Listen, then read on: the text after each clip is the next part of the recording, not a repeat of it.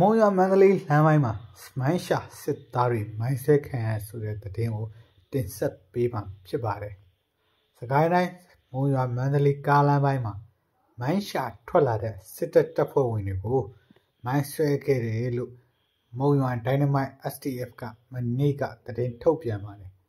။အဆိုပါတိုက်ခိုက်မှုကအောက်တိုဘာလ31ရက်နေ့ကလှုပ်ဆောင်ခဲ့တာဖြစ်ပြီးစစ်သား2ဦးနဲ့တဦးကထိခိုက်ခဲ့တယ်လို့အဲ့ထုတ်ပြန်ချက်မှာဖော်ပြထားပါတယ်။တော်လိုင်းရေးတပ်တွေကမကြာခဏဆိုသလိုမုံရွာမန္တလေးလမ်းပိုင်းကစစ်တပ်ဖွဲ့ဝင်တွေကိုတိုက်ခိုက်ခဲ့လို့ရှိပါတယ်။ဒီတိုက်ခိုက်မှုကို Brave Heart Army BHA